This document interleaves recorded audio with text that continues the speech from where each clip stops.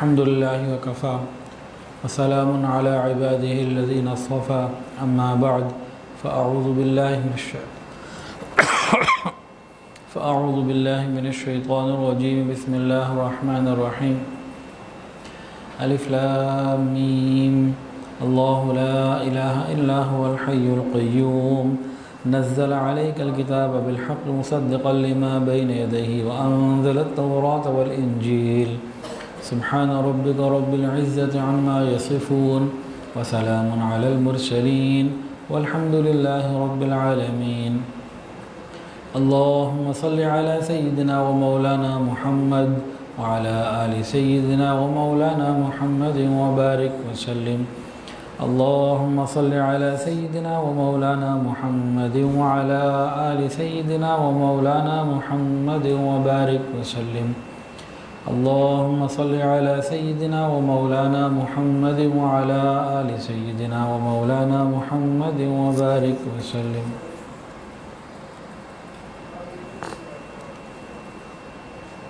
9 ہجری کے واقعات چل رہے تھے. 9 ہجری اور 10 ہجری کے وفود کے آنے کے وفد ڈیلیگیشن سارے عرب سے اور مختلف علاقوں سے ایک کے بعد دیگرے آ رہے تھے. تو 13 وفد تک تو ہم ذکر کر چکے ہیں. 14واں وفد جو تھا یہ عیسائیوں کا تھا اور نجران کے علاقے سے تھا. اس کا ذکر قرآن مجید میں بھی ہے. عیسائیوں سے باقاعدہ بات چیت ہوئی، ڈائلاگز ہوئے، وہی آتی رہی، نبی علیہ السلام جواب دیتے رہے، حتیٰ کہ مباہلہ بھی ہوا. قرآن مجید میں بھی اس کا ذکر ہے. عیسائیوں کا جو وفد آیا، بات چیت ہوئی، تو سورہ آل عمران کی 80-82 آیات نازل ہوئیں. عیسائی حضرت عیسیٰ علیہ السلام کو اللہ کا بیٹا بھی کہتے تھے اور اللہ خدا بھی مانتے تھے، تثلیث کے قائل تھے. یہ نجران کے علاقے تھے. نجران کا علاقہ کون سا ہے؟ یہ یمن کے اندر ایک بہت بڑا شہر ہے. مکہ مکرمہ سے 7 منزل دور یہ واقع ہے، اور اس کی چھوٹی بڑی جو مختلف ملحقہ آبادیاں ہیں، بستیاں ہیں، گاؤں ہیں، ان کی تعداد 73 بتائی جاتی ہے، 73. اور وہ اصحاب الاخدود جن کا قرآن مجید میں ذکر ہے سورہ بروج میں، جن کو جلا دیا گیا تھا خندق کھود کے، وہ بھی نجران کی کسی بستی میں تھے. نجران کے جو عیسائی تھے اور وہاں کے جو ان میں ان کے بشپ اور لارڈ بشپ اور جو بڑے پادری ہوا کرتے تھے، پورے عرب میں ان کا کوئی جوڑ نہیں تھا. پورے عرب میں ان کی عیسائیت کے اعتبار سے، ایک علمی اعتبار سے فوقیت مانی اور سمجھی جاتی تھی، اور مالی وسائل کے اعتبار سے بھی وہ اچھے مضبوط تھے. بلکہ بعض کتابوں میں لکھا ہوا ہے کہ انہوں نے بھی خانہ کعبہ کے مقابلے پہ کچھ نہ کچھ وہاں تیاریاں کی ہوئی تھیں، اور ایک عبادت کے لیے کوئی جگہ بنائی بھی تھی. لوگوں کو کہتے تھے ادھر آیا کرو. تو نجران ابن زید ایک صاحب تھے بنو قحطان میں سے. نجران ابن زید سب سے پہلے یہ ادھر آ کے آباد ہوئے، تو یہ علاقہ انہی کی طرف منسوب ہوا. 9 ہجری میں عیسائیوں کا 60 لوگوں کا ایک وفد نبی علیہ السلام کی خدمت میں مدینہ طیبہ حاضر ہوا. ان میں 14 ایسے تھے جو ان کے بڑے بڑے اسٹیٹس والے لوگ تھے، اور باقی کچھ عوام بھی تھے، عام لوگ بھی تھے. جو وفد کا امیر تھا اس کا نام تھا عبد المسیح عاقب. عاقب لقب تھا اور عبد المسیح نام تھا. اور دوسرا تھا سید اہم. اہم نام تھا، اور سید جو ہے سید اہم، سید جو تھا وہ لقب تھا. عاقب اور سید یہ وہاں کے دینی پیشواؤں کے لقب اس زمانے میں ہوا کرتے تھے. یہ ایک وزیر کے طور پر یا مشیر کے طور پر، ساتھی کے طور پر تھا عبد المسیح عاقب کے. تو یہ لوگ آئے، اور ان کے اندر ایک بہت بڑا پادری بھی تھا، ابو حارثہ ابن علقمہ، یہ ان کا نام تھا. اس کا نام تھا ابو حارثہ ابن علقمہ. یہ ان کا بہت بڑا اسقف تھا، حبر پادری تھا، لارڈ بشپ سمجھ لیجئے، سب سے بڑا ان کے علاقے کا تھا. یہ عرب لیکن یہ عیسائی ہو گیا، اور بکر ابن وائل قبیلے سے اس کا تعلق تھا۔ عیسائیت کا بہت بڑا عالم تھا، پرانی کتابوں کا بہت واقف تھا۔ اس کے علم کی وجہ سے شاہان روم کے جو بڑے لوگ تھے، رائل فیملی تھی، اس کا بڑا ادب کرتی، عزت کرتی، اور اس کو بڑی بڑی جاگیریں دی ہوئی تھیں، بڑے بڑے نذرانے ملتے تھے، بڑا اس کا ایک چرچا تھا اپنی علمیت اور قابلیت کی وجہ سے۔ اس کی صلاحیتوں کے وہ لوگ بہت قدردان تھے، تو خدمت کر گیا کرتے تھے اس کی۔ ابو حارثہ نام تھا۔ یہ لوگ مدینہ طیبہ جب پہنچے تو صحابہ کرام عصر کی نماز ادا کر چکے تھے۔ نبی علیہ السلام کو اطلاع ملی، ان کو مسجد نبوی شریف میں ہی اتارا گیا، آ گئے۔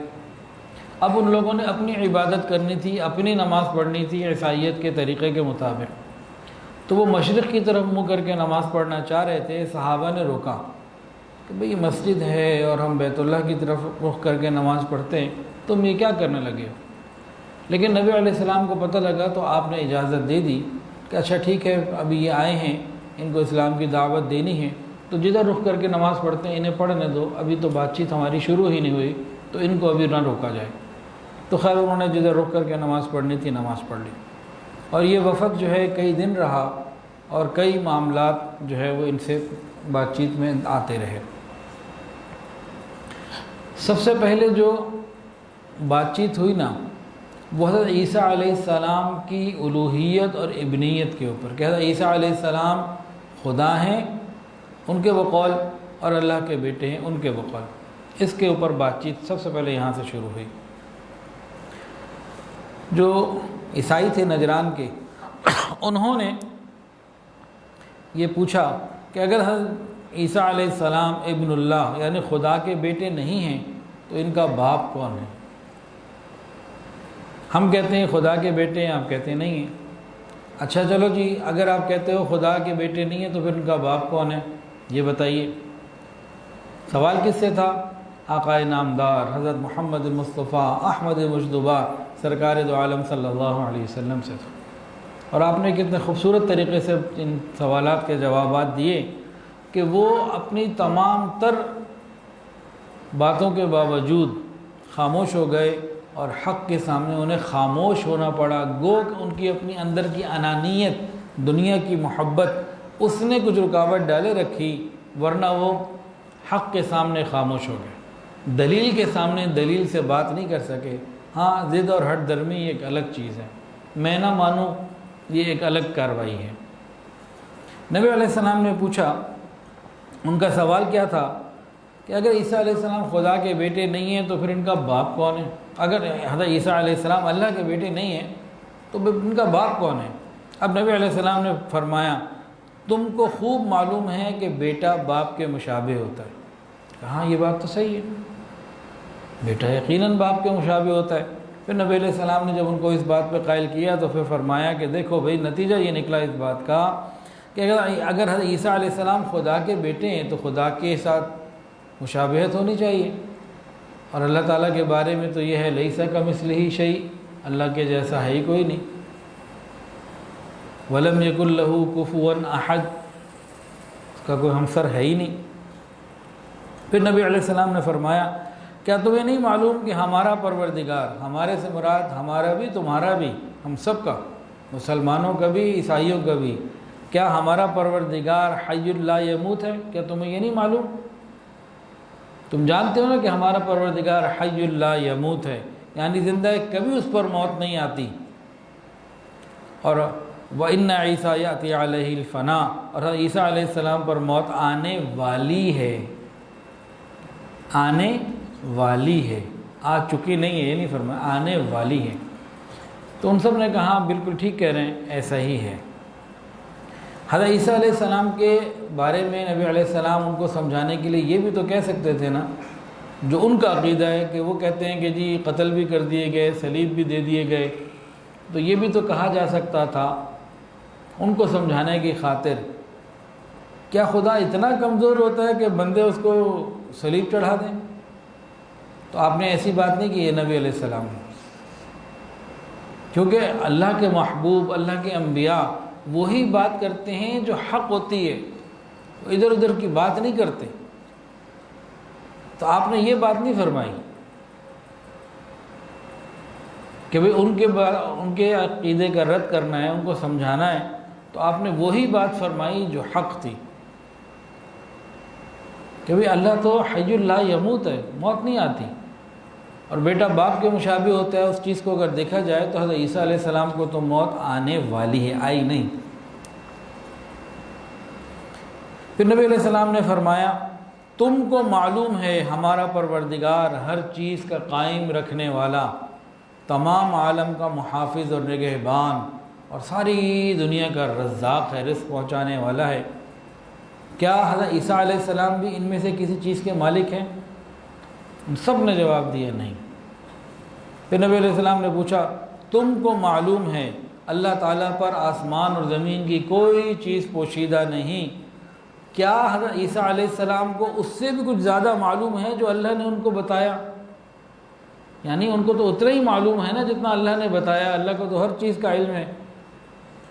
تو انہوں نے کہا کہ نہیں، حضرت عیسیٰ علیہ السلام کو اتنا ہی علم ہے جتنا اللہ نے دیا۔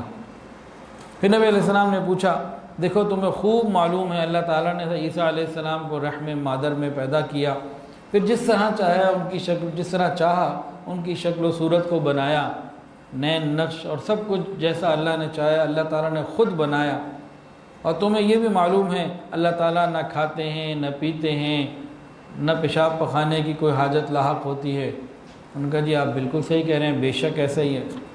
پھر حضرت نبی علیہ السلام نے فرمایا دیکھو تم کو خوب معلوم ہے حضرت مریم علیہ السلام نے اور عورتوں کی طرح حضرت عیسیٰ علیہ السلام کے ساتھ سارے معاملے وہی ہوئے، ماں کے پیٹ میں جس طرح اور بچے رہتے ہیں عیسیٰ علیہ السلام بھی رہے، جس طرح اور بچے پیدا ہوتے ہیں اسی طرح وہ بھی پیدا ہوئے، جس طرح اور بچے کھاتے پیتے ہیں عیسیٰ علیہ السلام بھی کھاتے پیتے تھے، جس طرح اور بچے پیشاب پخانہ کرتے تھے عیسیٰ علیہ السلام بھی کرتے تھے، جس طرح اور بچوں کی تربیت گھر والے کرتے تھے، خیال نگہبانی، وہ سارا کام تو عیسیٰ علیہ السلام کے ساتھ ہوا، تمہیں جانتے ہو یہ؟ انہوں نے کہا جی بالکل ایسا ہی ہے۔ جب سارے قول و اقرار ہو گئے نا، ہر بات کو وہ مانتے چلے گئے، ہاں یہ بھی ٹھیک کہا، یہ بھی ٹھیک کہا، یہ بھی ٹھیک کہا۔ نبی علیہ السلام نے فرمایا کہ پھر خدا کیسے ہوئے؟ ساری باتیں تو مخلوق والی، پھر کیسے کہہ سکتے ہو کہ تم خدا ہیں؟ یعنی جن کی تخلیق رحم مادر میں ہوئی ہو اور وہ غذا کا بھی محتاج ہو، پیشاب پخانے کے بھی تقاضے ہوں، اور وہ کیسے خدا ہو سکتا ہے؟ خیر ان پہ حق تو واضح ہو گیا، اب بات تو کوئی نہ بنی، لیکن کہنے لگے کہ نہیں ہم نہیں مانا، میں نہ مانوں، بس یہ بات انہوں نے پکڑی رہی۔ تو قرآن مجید میں سورہ آل عمران کی آیات نازل ہوئی جس میں اس کے بارے میں تفصیلات آئیں۔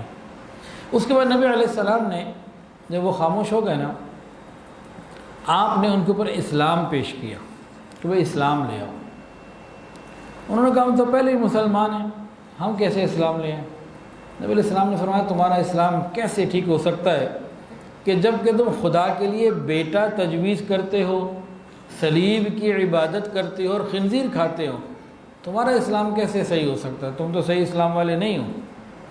پھر نصران، یہ جو نصارہ تھے عیسائی نجران کے، انہوں نے کہا کہ آپ حضرت مسیح کو اللہ کا بندہ بتاتے ہیں، آپ حضرت عیسیٰ علیہ السلام کو کہتے ہیں کہ یہ بھی اللہ کے بندے ہیں، قال انی عبد اللہ، جیسے انہوں نے خود فرمایا تھا۔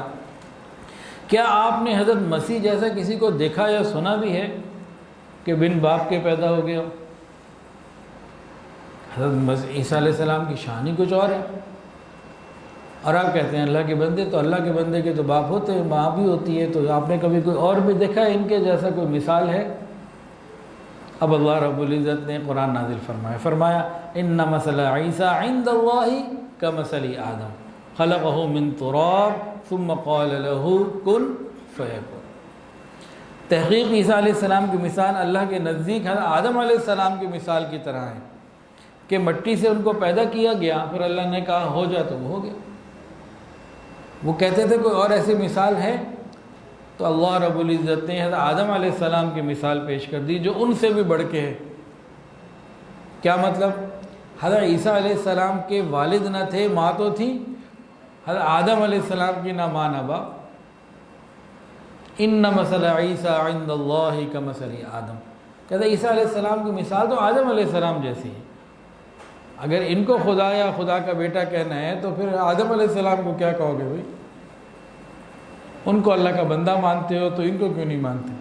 تو قرآن مجید یہ نازل ہوا، ان مثل عیسیٰ عند اللہ کمثل آدم، کہ اللہ تعالیٰ کے نزدیک عیسیٰ علیہ السلام کے مثال آدم علیہ السلام کے مثال کی مانند ہے، کہ مٹی سے ان کو بھی پیدا کیا، ان کو بھی پیدا کیا، پھر فرمایا ہو جاؤ، وہ ہو گیا۔ اور یہ بات اللہ کی طرف سے حق ہے، بس تم شک کرنے والوں میں سے مت ہونا۔ پھر آگے اللہ رب العزت نے پھر وہ مانتے نہیں تھے نا بات کو دلائل سے، اللہ تعالیٰ نے فرمایا اگر اس علم اور حقیقت کے بعد بھی آپ سے کوئی عیسیٰ علیہ السلام کے بارے میں جھگڑا کرے تو یہ کہہ دیجئے آؤ بلائیں ہم اپنے بیٹوں کو اور اپنی عورتوں کو، اور ہم خود بھی آتے ہیں، تم بھی آؤ، اپنی جانوں کو لاؤ، اپنی عورتوں کو اور اپنے بیٹوں کو لے کر آؤ، پھر ہم مباہلہ کریں، یعنی اللہ تعالیٰ سے دعائیں کریں اور جھوٹوں پر اللہ کی لعنت ڈالیں۔ یہ مباہلہ کیا ہے؟ یہ قرآن مجید کے اندر سورہ آل عمران میں یہ آیت ہے اس کی۔ مباہلہ کسے کہتے ہیں؟ مباہلہ اسے کہتے ہیں کہ دو فریق ہیں اور کسی بات کے اوپر اختلاف ہے، تو دونوں فریق یہ کہیں گے، پہلا فریق یہ کہے گا اگر میں جھوٹا ہوں اور تم حق پر ہو تو اللہ کی لعنت بھی مجھ پر ہو اور تباہ بھی میں ہو جاؤں، اور اگر تم جھوٹے ہو تو تم ہلاک ہو جاؤ، برباد ہو جاؤ، تمہارے پر اللہ کی لعنت ہو اور میں بچا لیا جاؤں۔ تو دوسرا فریق بھی یہی کہے، اسے مباہلہ کہتے ہیں۔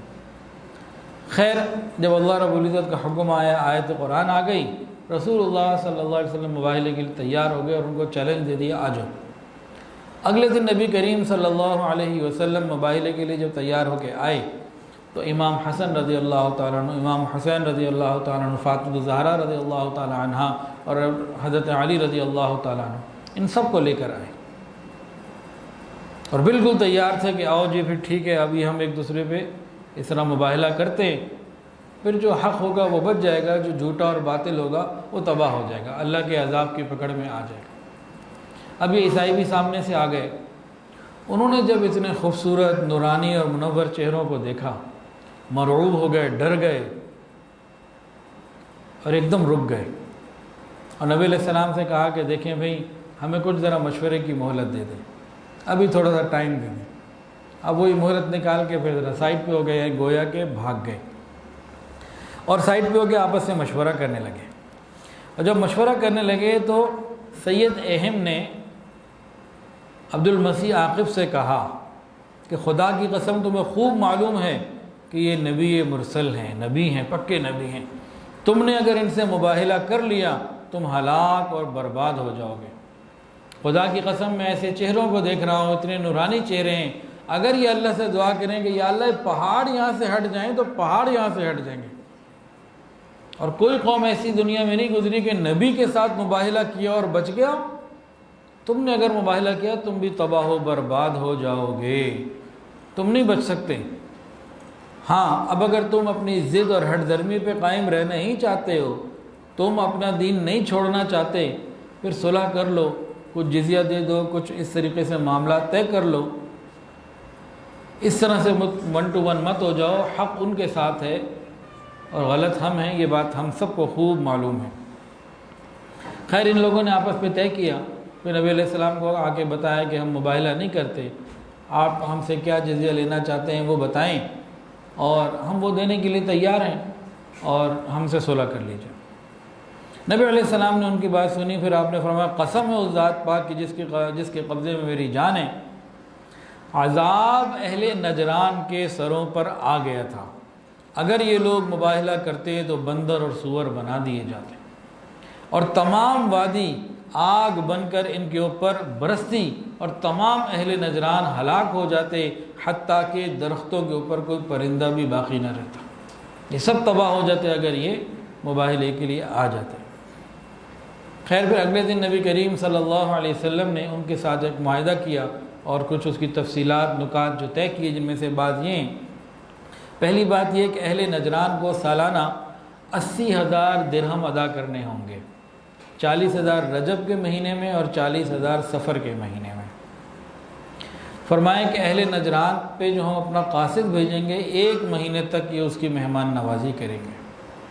تیسرا کہ یمن میں اگر کوئی ایسی بات پیش آ جائے، کوئی فتنہ آ جائے، مسلمانوں کو اگر ضرورت ہوئی اسلحے کی، تو یہ اہل نجران مسلمانوں کو 30 زرہیں دیں گے، 30 گھوڑے دیں گے اور 30 اونٹ دیں گے استعمال کے لیے، ضرورت کے لیے، اور بعد میں مسلمان ان کو واپس کر دیں گے ضرورت پوری ہونے پہ۔ ہاں اس دوران اگر کوئی نقصان ہو گیا تو مسلمان اس کا پھر تاوان ادا کریں گے۔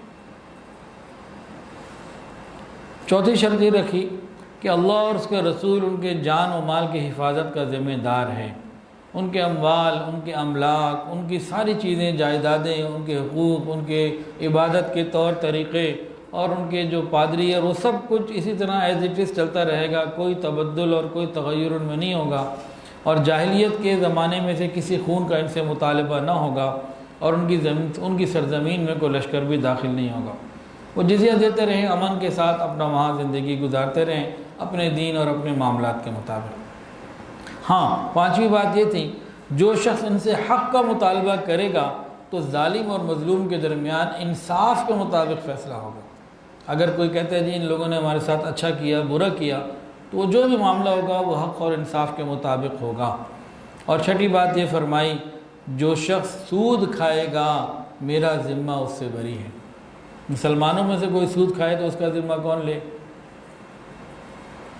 فرمایا کہ جو ان میں سے میرا باقی معاہدہ ہو رہا ہے، اللہ بھی ذمہ دار، میں بھی ذمہ دار، ضمانت ہر چیز کی ہم دے رہے ہیں، لیکن سود خور کو نہ اللہ کی طرف سے کوئی ضمانت، نہ نبی کی طرف سے کوئی ضمانت۔ ساتویں بات، اگر کوئی شخص ظلم اور زیادتی کرے گا تو اس کے بدلے میں کوئی دوسرے شخص کو نہیں پکڑا جائے گا، اسی ظالم کو ہی پکڑا جائے گا، اسی سے معاملہ کیا جائے گا۔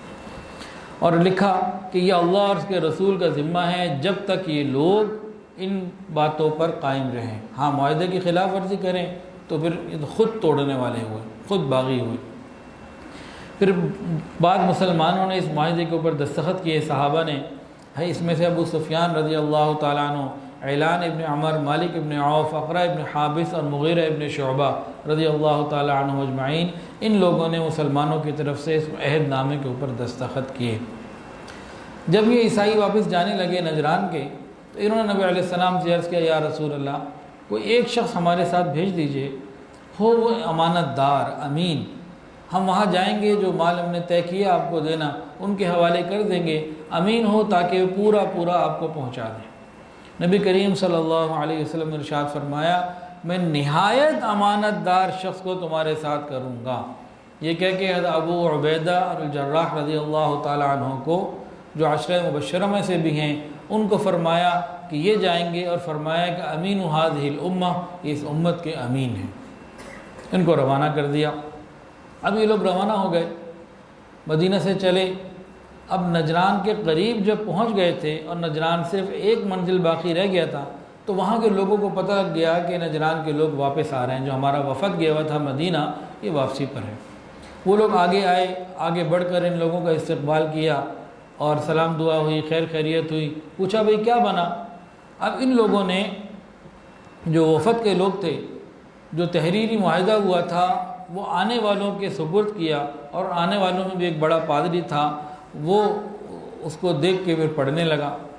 ابھی وہ پڑھ ہی رہا تھا کہ اسی دوران ابو حارثہ، یہ جو ان کا سب سے بڑا راہب تھا جو نجران کے وفد کے ساتھ مدینہ گیا تھا، اس کے خچر کو نہ کوئی ٹھوکر لگی، کچھ ہوا تو اس سے کچھ گرنے وغیرہ کا ڈر ہوا، ٹھوکر کھائی۔ تو ابو حارثہ کے چچا زاد کرز ابن علقمہ کی زبان سے نبی علیہ السلام کے بارے میں کوئی برا جملہ نکلا، نعوذ باللہ، کوئی بڑا جملہ نکلا، بہت کوئی برا جملہ نکلا، میں بول نہیں رہا، ہمت نہیں ایسی۔ تو ابو حارثہ نے کہا، وہ بدبخت کمبخت تو ہے، وہ جو تم ادھر کہہ رہے ہو تو تمہارے لیے یہ ہونا چاہیے، کیا کر رہے ہو؟ وہ اللہ کے نبی ہیں، وہ حق اور سچ ہیں، وہ نبی مرسل ہیں، اور یہ وہی نبی ہیں جن کی تورات اور انجیل میں بشارت دی گئی۔ یہ وفد جب واپس پہنچا، قریب تھا، تو یہ بات وہاں پہ آئی۔ تو کرز نے کہا، جب تمہیں اتنا یقین ہے تو ایمان کیوں نہیں لے آتے؟ ابو حارثہ نے کہا اصل میں ان بادشاہوں نے ہمیں جو مال و دولت دیا ہوا ہے، ہمیں نذرانے آتے ہیں، ہماری جاگیریں ہیں، ہمارے چڑھاوے ہیں، ہمارے معاملات ہیں، اگر ہم نے کلمہ پڑھ لیا تو یہ روم کے جو بادشاہ ہیں یہ ہم سے رخ پھیر لیں گے، اپنی عنایات ہم سے روک لیں گے، ورنہ حق تو یہی ہے کہ مسلمان بھی حق پہ ہیں، نبی علیہ السلام بھی حق پر ہیں، لیکن ہمارے ساتھ رکاوٹ یہ ہے۔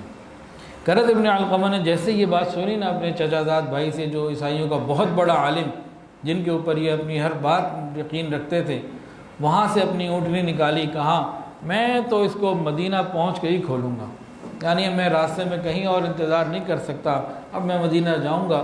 یہ خیر وہاں سے نکلے اور لگاتار شوق کے ساتھ سفر کرتے ہوئے درمیان میں محبت سے اشعار پڑھتے رہے، اور نبی علیہ السلام کی خدمت میں حاضر ہو کے کلمہ پڑھ کے مسلمان ہو گئے، اور پھر یہیں مدینہ میں رہ گئے، وہیں رہتے رہے، زندگی وہیں گزاری، اور پھر کسی معرکے میں جہاد میں شریک ہوئے اور پھر اسی میں شہید ہوئے۔ ان کے مقدر میں ایمان تھا، اللہ نے عطا کر دیا۔ پھر چند دن کے بعد سید اہم اور عبد المسیح عاقب، یہ جو دونوں آئے تھے نا نجران کے وفد کے ساتھ، یہ دونوں بھی آئے، اور آنے کے بعد کلمہ پڑھا، مسلمان ہو گئے۔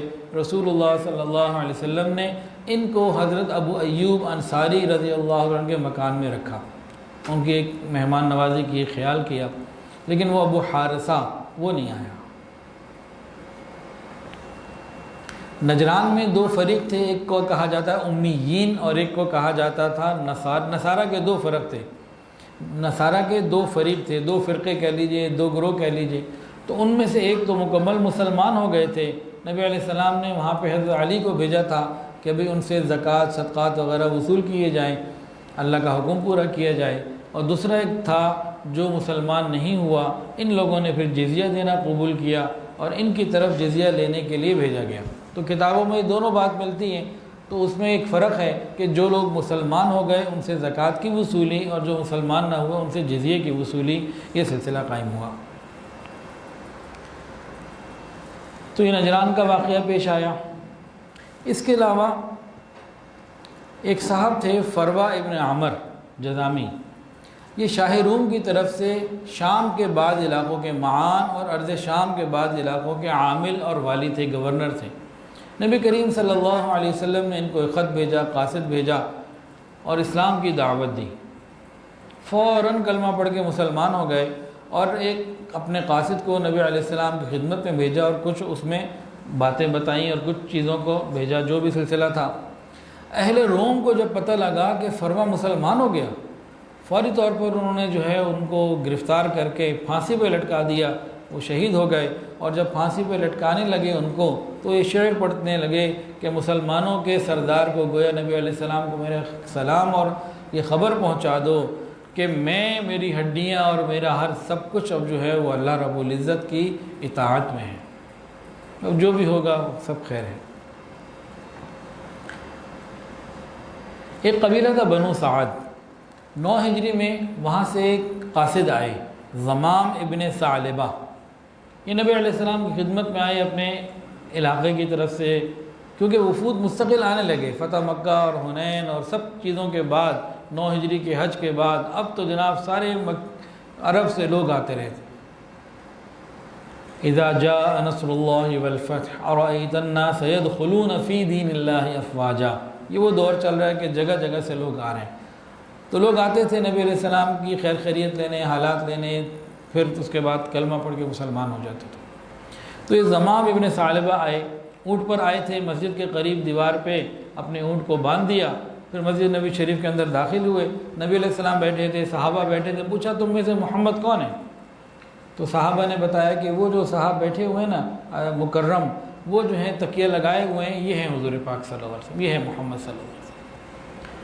اب وہ قریب آ گئے نبی علیہ السلام کے، اور آ کے کہا کہ اے عبد المطلب کے بیٹے، میں نے آپ سے کچھ سوال کرنے۔ نبی علیہ السلام نے فرمایا کہ ہاں بھئی جو بات ہے پوچھو۔ تو انہوں نے کہا کہ بھئی جو سوال میں نے کروں گا ذرا سختی سے، تو آپ نے دل میں برا نہیں ماننا میرے لہجے کا، میرے انداز کا، میں نے سوال ضرور پوچھنے ہیں، اور ذرا سوال پھر ذرا تگڑے انداز سے پوچھنے ہیں۔ حضور نے فرمایا بھئی جو تمہیں کچھ پوچھنا ہے پوچھ لو، کیا پوچھنا ہے تمہیں؟ اس نے کہا میں آپ کو قسم دے کے بھیجتا ہوں کہ اللہ نے آپ کو بھیجا ہے سارے انسانوں کی طرف نبی بنا کے۔ نبی علیہ السلام نے فرمایا ہاں اللہ نے مجھے بھیجا ہے، اور اللہ تو گواہ ہے نا۔ پھر اگلا سوال، کیا اللہ نے آپ کو حکم دیا ہے کہ ہم لوگ 5 نمازیں ادا کیا کریں ایک دن میں؟ نبی علیہ السلام نے فرمایا کہ ہاں مجھے اللہ نے حکم دیا۔ کیا اللہ نے آپ کو حکم دیا کہ آپ ہمیں یہ کہیں کہ ہم رمضان کے روزے 1 مہینے کے رکھا کریں ہر سال؟ فرمایا کہ ہاں اللہ نے حکم دیا۔ کیا اللہ نے آپ کو حکم دیا کہ آپ ہمیں زکوٰۃ کا حکم دیں، اپنے غریب امیروں سے مال لے کے غریبوں کو دے دیں؟ نبی علیہ السلام نے فرمایا مجھے اللہ نے حکم دیا، اور کہا اللہ تو گواہ ہے نا۔ اب یہ ساری بات چیت ہو گئی تو اللہ نے ان کے دل میں خیر ڈال دی، اور انہوں نے کہا آپ جو کچھ لائے ہیں میں اس پر ایمان لاتا ہوں، میں اپنی قوم کا قاصد ہوں، ان کا بھیجا ہوا ہوں، ان کی طرف سے آیا ہوں، اور میرا نام ضمام ابن ثعلبہ ہے۔ یہ بخاری شریف کی روایت ہے، اور مسلم شریف میں اس طرح سے اور آتا ہے کہ اس شخص نے یہ بھی کہا، ضمام ابن ثعلبہ نے یہ بھی کہا کہ قسم اس ذات کی جس نے آپ کو حق دے کر بھیجا ہے، ان باتوں میں نہ میں زیادتی کروں گا نہ کمی کروں گا، میں اس میں پورا عمل کروں گا۔ آپ نے فرمایا اگر تو سچ کہہ رہا ہے تو جنتی ہے۔ تو ضمام ابن ثعلبہ رضی اللہ عنہ کلمہ پڑھ کے مسلمان ہوئے، اور پھر نبی علیہ السلام سے دعائیں لے کے رخصت ہوئے اور اپنی قوم میں آئے۔ قوم میں آئے تو سب کو جمع کر لیا، سب کو مجمع لگا لیا، جمع کر لیا، اور جب بات شروع کی تو پہلا جملہ یہ تھا کہ لات اور عزیٰ بہت ہی برے ہیں، بالکل ہی بیکار ہیں، بہت برے ہیں۔ لوگوں نے کہا ضمام کیا کہہ رہے تو دیکھ تو صحیح کیا کہہ رہے ہیں، یہ ایسا نہ ہو تم کوڑی ہو جاؤ، مجنون ہو جاؤ، یہ لات عزیٰ تمہارا کچھ بگاڑ دیں۔ انہوں نے کہا افسوس ہے تم لوگوں کے اوپر، خدا کی قسم یہ لات و عزیٰ نہ تمہیں نقصان پہنچا سکتے ہیں نہ نفع پہنچا سکتے ہیں۔ اللہ نے اپنے نبی کو بھیجا، اپنی کتاب ان کے ساتھ بھیجی، انہوں نے تمہیں ان خرافات سے مصیبتوں سے نکال دیا ہے۔ میں ان کے پاس حاضر ہوا ہوں، تمہیں پتہ تو ہے، وہاں سے میں احکامات سیکھ کر آیا ہوں۔ پھر انہوں نے تفصیلات بتائیں، کہتے ہیں کہ اسی دن شام تک پورے کا پورا قبیلہ مسلمان ہو گیا، کیا مرد کیا عورتیں کیا جوان کیا بوڑھے کیا بچے، پورے کا پورا قبیلہ مسلمان ہو گیا۔ حضرت عمر رضی اللہ تعالیٰ عنہ اور حضرت عبداللہ ابن عباس رضی اللہ تعالیٰ عنہ فرمایا کرتے تھے ہم نے کسی قوم کے وفد اور قاصد کو ضمام ابن ثعلبہ سے زیادہ بہتر اور افضل نہیں پایا،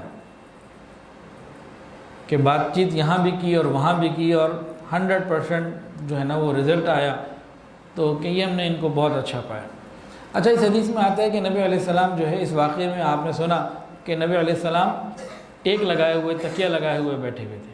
تو علماء نے لکھا کہ مجالس کے اندر جو بڑے ہیں، جیسے والد ہیں یا خاندان کے بڑے ہیں یا دینی اعتبار سے بڑے ہیں، مشائخ میں سے ہیں، علماء میں سے ہیں، یا دنیا کے اعتبار سے جو بعض بڑے ہوتے ہیں، تو یہ اگر مجلس میں ٹیک لگا لے اور باقی لوگ نہ لگائیں تو یہ اس کی گنجائش ہے، یہ سنت سے ثابت ہے۔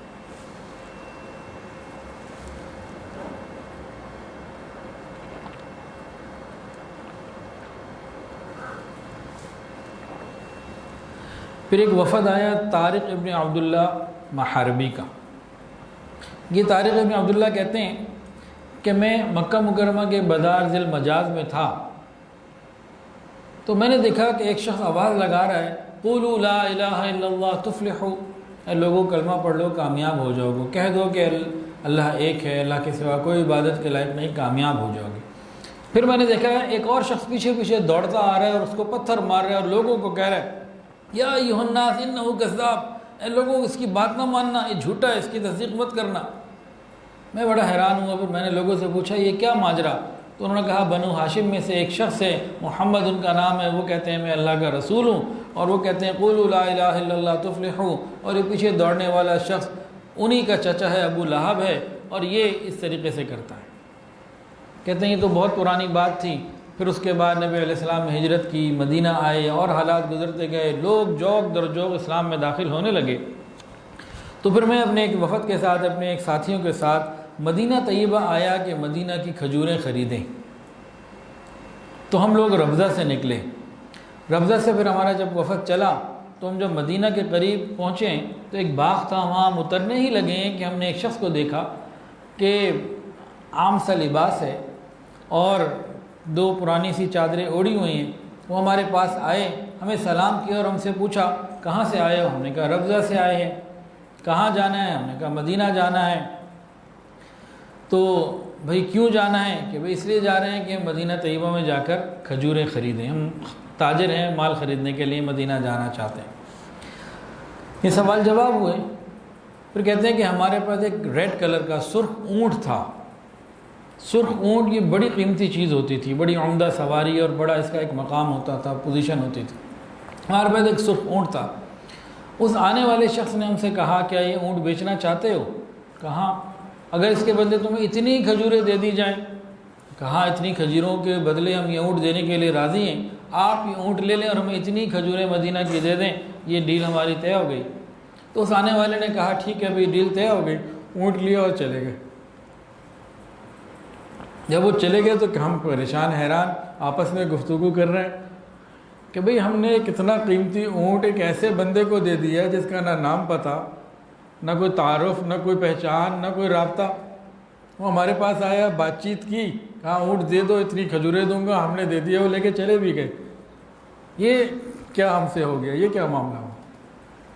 یہ آپس میں بات چیت کر رہے تھے تو ان کی عورتوں میں سے ایک عورت پردے میں تھی، تو اندر سے اس نے آواز دی، ہودج میں اونٹ کے اندر وہ جو بنا ہوتا تھا بیٹھنے کا عورتوں کا ہودج، اس میں بیٹھی بھی تھی۔ اس نے کہا ارے تم پریشان نہ ہو، اس کے چہرے کو دیکھا تھا کتنا منور، چودھری رات کے چاند سے زیادہ تو اس کا روشن چہرہ تھا، پریشانی کی کوئی بات نہیں ہے، میں ضمانت دیتی ہوں وہ تمہارے پیسے پورے دے گا، تم نے جو سودا کیا ہے نقصان کا سودا نہیں کیا، اور اگر وہ لے کے چلے گئے تو تمہارا کوئی گھاٹا نہیں، تمہیں پیسے پورے ملیں گے۔ وہ حضور پاک صلی اللہ علیہ وسلم تھے، یہ نہیں پہچانتے تھے یہ لوگ۔ خیر ابھی یہ لوگ بیٹھے ہوئے تھے، اتنی دیر میں ایک قاصد ایک بندہ آیا، اس نے کہا مجھے محمد رسول اللہ صلی اللہ علیہ وسلم اللہ کے رسول نے بھیجا ہے، اور یہ ساری کھجوریں تم لوگوں کے لیے دی ہیں، تم ان میں سے خوب کھا بھی لو اور وزن بھی کر لو، جتنی دینی تھی پوری ہیں کہ نہیں؟ کہتے ہیں کہ ہم نے خوب کھائیں، سب لوگوں نے خوب سیر ہو کے کھائیں، اس کے بعد وزن کیا تو جتنی انہوں نے ڈیل کی تھی، جتنا وزن دینا تھا وہ پورے کا پورا ہمیں مل گیا۔ کہتے ہیں کہ پھر ہم اس کے بعد مدینہ طیبہ اگلے دن پہنچے، جب مدینہ میں داخل ہوئے تو حضور پاک صلی اللہ علیہ وسلم ممبر پہ تشریف فرما تھے اور لوگوں کو خطبہ دے رہے تھے کہ بھئی دیکھو صدقہ اور خیرات کیا کرو، اوپر والا ہاتھ نیچے والے ہاتھ سے بہتر ہے، ماں باپ بہن اور بھائی، ماں باپ بہن اور بھائی یعنی قریبی رشتہ داروں کا زیادہ خیال رکھا کرو۔ تو یہ وفد تھا طارق ابن عبداللہ محاربی کا، جو کھجوریں خریدنے کے لیے آیا تھا۔ اس کے بعد ایک وفد آیا تجیب، وفد کا نام ہے تجیب۔ تجیب یمن کے علاقے کے اندر میں ایک شاخ ہے۔ تو قبیلہ تجیب کے 13 آدمی صدقات کا مال لے کے آئے اور نبی علیہ السلام کی خدمت میں آ کے سلام بھی پیش کیا اور صدقات کے مال بھی رکھے کہ جی یہ آپ کے لیے لے کر آئے۔ نبی علیہ السلام نے فرمایا کہ دیکھو تم وہیں کے غرباء میں اس کو تقسیم کر دو۔ تو انہوں نے کہا یا رسول اللہ ہم لوگ وہاں کے امیروں سے لے کے وہاں کے غریبوں کو دے آئے ہیں، جو اس میں سے بھی بچ گیا تھا وہاں کے غریبوں کو دینے کے بعد وہ ہم آپ کی خدمت میں لے کر آئے ہیں، تو یہ اب آپ کے لیے ہے۔ تو صدیق اکبر رضی اللہ عنہ بیٹھے ہوئے تھے، انہوں نے کہا یا رسول اللہ تجیب جیسا وفد تو آج تک کبھی نہیں آیا۔ آپ نے فرمایا بے شک ہدایت اللہ کے ہاتھ میں ہے، اللہ تعالیٰ جسے چاہتا ہے خیر عطا فرما دیتا ہے اور خیر کا دروازہ اور ایمان کے لیے سینہ کھول دیتا ہے۔ ان لوگوں نے نبی علیہ السلام سے پھر کافی سارے سوالات کیے، دین کے بارے میں سوالات پوچھے، نبی علیہ السلام نے ان کو جوابات لکھائے، باتیں لکھوائیں، اور حضرت بلال رضی اللہ تعالیٰ عنہ کو فرمایا کہ ان کی اچھے طریقے سے مہمان نوازی کیجیے۔ یہ چند روز ٹھہرے رہے، پھر انہوں نے کہا ایک دن کہ یا رسول اللہ ہم واپس جانا چاہتے ہیں۔ نبی علیہ السلام نے فرمایا جلدی کیا ہے، ٹھہرے رہو، بھئی جتنے دن ٹھہریں گے اتنا دین سیکھیں گے، اتنا ایک تعلق ہوگا۔ تو ان کا کہ بھئی بات یہ ہے کہ جو کچھ ہم نے آپ سے سیکھا ہے، آپ کے دیدار کے انوارات جو ہم نے لیے ہیں، برکتیں جو ہم نے لی ہیں، ہم یہ چاہتے ہیں کہ اپنی قوم کو جا کر اس کی اطلاع کر دیں تاکہ وہ بھی خوش ہو جائیں اور آگے اسلام میں بڑھیں۔ نبی کریم صلی اللہ علیہ وسلم نے ان کو خوب مال و انعام دیا، اکرام دیے، انعامات دیے، تحائف دیے۔ جب وہ رخصت ہونے لگے تو نبی علیہ السلام نے پوچھا کہ تم میں سے کوئی رہ تو نہیں گیا؟ انہوں نے کہا ہاں ایک نوجوان لڑکا ضرور رہ گیا ہے، ہم نے مال جہاں ہمارا اسباب اور سامان پڑا ہوا ہے وہاں اس کو رکھا ہوا ہے، وہ وہیں پہ رہتا ہے، تو وہ ابھی ہم نے نہیں فرمایا ان کو بھی بلاؤ۔ ان کو بھی بلا لیا گیا، وہ نوجوان لڑکا تھا۔ نبی علیہ السلام سے سلام عرض کرنے کے بعد کہنے لگے یا رسول اللہ، آپ نے ہمارے ساتھیوں کا خیال رکھا، اکرام کیا، ان کی ضروریات پوری کی ہیں، ایک حاجت میری بھی ہے، اگر آپ وہ پوری کر دیں۔ نبی علیہ السلام نے فرمایا ہاں بھئی تمہاری کیا حاجت ہے، کیا کہنا چاہتے ہو؟ اس نے کہا میں تو آیا ہی گھر سے صرف اس لیے ہوں کہ آپ اللہ تعالیٰ سے میرے لیے دعا فرمائیں، اللہ تعالیٰ میری مغفرت فرمائے، مجھ پر رحم فرمائے اور میرے دل کو غنا عطا فرمائے۔ نبی علیہ السلام نے پھر اس کے لیے دعا کی، اللہم اغفر لہ ورحمہ، اے اللہ اس کو بخش بھی دے، اس کی مغفرت بھی فرما، رحم فرما، اس کے دل کو غنی کر دیجیے۔ اور اس نوجوان کو بھی نبی علیہ السلام نے کچھ انعام دلوایا، ساتھیوں کو کہا کہ بھئی اس کو بھی انعام اور اکرام بھیجو، اور واپس پہ یہ لوگ چلے گئے۔ یہ وفد چلا گیا۔ 10 ہجری میں جب نبی علیہ السلام حج کے لیے گئے تو تجیب قبیلے کا وفد بھی حج کے لیے آیا تھا۔ وہاں نبی علیہ السلام سے ملاقات ہوئی تو نبی علیہ السلام نے اس ملاقات میں خاص طور سے اس نوجوان کا پوچھا کہ بھئی وہ نوجوان تمہارے ساتھ نہیں آیا جس کے لیے دعا کی تھی، کیا حال ہے اس کا؟ تو تجیب قبیلے کے لوگوں نے کہا یا رسول اللہ اس کے زہد اور قناعت کا تو عجیب عالم ہے، ہم نے اس سے بڑھ کر زاہد اور قناعت کرنے والا نہیں دیکھا، کتنا ہی مال و دولت اس کے سامنے رکھ دیا جائے وہ نظر اٹھا کے ہی نہیں دیکھتا۔ اللہ نے واقعی دل کا غنا عطا کر دیا، نبی علیہ السلام کی دعا قبول ہو گئی۔ نبی علیہ السلام اس نوجوان کے بارے میں اور بھی کچھ باتیں ہیں۔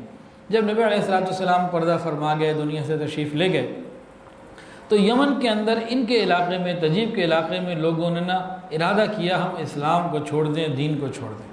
اس قسم کے کچھ مسئلے پیدا ہوئے تھے فوری طور پر۔ تو یہ نوجوان جس نے دعائے نبی حاصل کی ہوئی تھی، یہ کھڑا ہوا اور جگہ جگہ جا کے تبلیغ کی، سب کو جمع کیا، سب کو سمجھایا، اور نبی علیہ السلام اور دین اور اللہ کے بارے میں جب باتیں کیں تو وہ لوگ جن کا ارادہ ہو چکا تھا کہ ہم اسلام کو چھوڑ دیں، ان سب نے اس اپنے ارادے سے توبہ کی اور سب کے سب اسلام پہ باقی رہے، اور ایک شخص بھی ان میں ایسا نہیں تھا جو ارتداد میں مبتلا ہوا، دین چھوڑنے والا ہوا۔ ادھر ابوبکر صدیق رضی اللہ تعالیٰ عنہ کو اطلاع ملی کہ یمن کے اندر یہ معاملہ ہوا، یہ لوگ چھوڑنا چاہتے تھے، اس نوجوان نے محنت کی اور پورا علاقہ جو ہے وہ بچ گیا، ان کے ایمان کی حفاظت اس نوجوان کی وجہ سے رہی۔ یہاں تک جب اطلاع نبی صدیق اکبر رضی اللہ عنہ کو وصول ہوئی تو آپ نے زیاد بن لبید کو لکھ کر بھیجا کہ اس نوجوان کا ہمیشہ خاص طور سے خیال رکھا گیا۔ ایسے لوگ قیمتی اثاثہ ہوتے ہیں جو دنیا کے مال و دولت سے ہٹ کر دین کی محنت کرنے والے ہیں، ان کا ہمیں خیال رکھنا چاہیے۔ یہ مدارس کے لوگ، یہ علماء، یہ مسجد کے امام حضرات، یہ مؤذن، یہ دنیا کے معاملات کو چھوڑ کر ہمارے دین کی فکر کرنے والے ہیں، ہمیں ان کا خیال رکھنے کی ضرورت ہے، ان کی ضروریات کو پورا کرنا، ان کی باقی چیزوں کو دیکھنا، انہیں عزت دینا، ان کی مورل سپورٹ کرنا، ان کی فائنینشیل سپورٹ کرنا، یہ ہماری ذمہ داری ہے۔ اس سے دین کی حفاظت کا ایک نظام بنایا اللہ رب العزت۔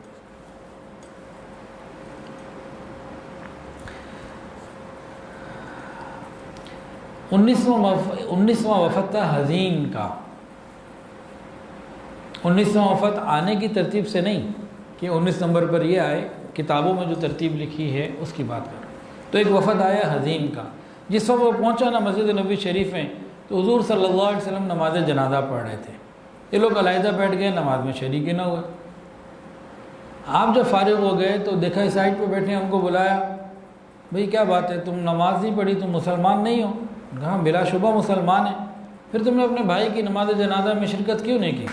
ان کا یا رسول اللہ ہم نے یہ گمان کر لیا تھا کہ جب تک ہم آپ کے ہاتھ پر بیعت نہ ہو جائیں اور آپ سے ہم دعائیں نہ لے لیں، ہمیں تسلی نہیں ہوگی کہ پتہ نہیں ہمارا جو اسلام ہے وہ کس درجے کا ہے، قبول ہے نہیں ہے، ہمارے لیے نماز جنازہ پڑھنا جائز ہے نہیں ہے۔ ہم اس شش و پنج میں تھے، ہم نے بس ایک گمان کیا ہوا تھا، تو بس اس لیے ہم رہ گئے۔ تو نبی علیہ السلام نے فرمایا تم مسلمان ہو جہاں بھی ہو۔ پھر ان لوگوں نے نبی علیہ السلام کے ہاتھ پر بیعت کی اور دعائیں لے کے رخصت ہوئے۔ ان میں ایک نوجوان تھا جو سب سے کم عمر تھا، اس کو ان لوگوں نے سامان کی حفاظت کے لیے چھوڑا ہوا تھا۔ تو ہم جب واپس ہم جانے لگے تو نبی علیہ السلام نے، وہ نوجوان نبی علیہ السلام کی طرف بڑھا اور آگے بڑھ کے اس نے بیعت کی، اور نبی علیہ السلام سے ملاقات ہوئی تو ہم نے کہا یا رسول اللہ یہ ہم میں سب سے چھوٹا ہے اور ہم نے اس کو خدمت کے لیے معمور کیا ہوا ہے، یہ بہت ساری خدمتیں جو ہے نا یہ کرتا ہے، جیسے چھوٹے ہوتے ہیں تو بڑوں کی خدمت کی جاتی ہے۔ تو نبی علیہ السلام نے فرمایا قوم میں جو سب سے چھوٹا ہوتا ہے یہ اپنے بزرگوں کا خادم ہوتا ہے، اور اس کو دعا دی اللہ تعالیٰ تمہیں برکتیں عطا فرمائے۔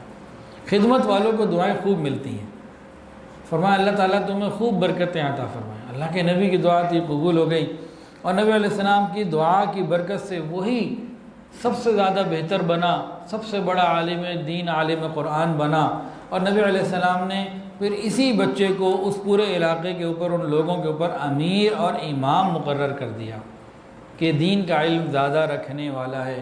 آپ نے پچھلے بھی بیان میں سنا کہ نبی علیہ السلام نے امیر کس کو بنایا، حاکم کس کو بنایا، ذمہ دار کس کو بنایا؟ جو قرآن کا علم زیادہ رکھنے والا، جو دین کا علم زیادہ رکھنے والا۔ ہم لوگ چاہتے تو ہیں ملک ریاست مدینہ بن جائے، لیکن جب ووٹ ڈالنے کی باری آتی ہے تو بے دین لوگوں کو ووٹ ڈالتے ہیں اور سوچتے ہیں مدینہ بھی بن جائے۔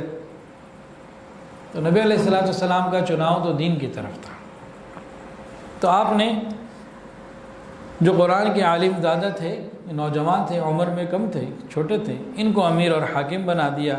اور نبی علیہ السلام نے جب یہ لوگ روانہ ہو گئے تو روانہ ہونے لگے تو ان کو خوب انعام و اکرام بھی دیا، اور جب یہ وطن واپس چلے گئے، اپنے وطن جا کے، اپنے قبیلے حدیم میں جا کے ان لوگوں نے دین کی دعوت دی، تو ماشاءاللہ یہ پورا قبیلہ بھی کلمہ پڑھ کر مسلمان ہو گیا۔ ایک وفد آیا تھا بنی فزارہ، یہ بھی 9 ہجری میں آیا تھا۔ غزوہ تبوک کی واپسی کے بعد بنو فزارہ کے تقریباً 14 آدمی بارگاہ نبوی میں آئے، سلام کیا۔ نبی علیہ السلام نے ان کے شہروں کا حال دریافت کیا۔ انہوں نے کہا یا رسول اللہ قحط کی وجہ سے بہت پریشان ہیں، تباہ ہیں۔ تو نبی علیہ السلام نے ان کے لیے بارش کی دعائیں کی، اور اللہ رب العزت نے ان کے لیے آسانیاں پیدا فرما دیں۔ اللہ تعالیٰ سے دعا ہے اللہ تعالیٰ ہماری بھی تمام پریشانیوں کو دور فرمائے، ہماری رکاوٹوں کو دور فرمائے۔ وآخر دعوانا ان الحمد للہ رب العالمین۔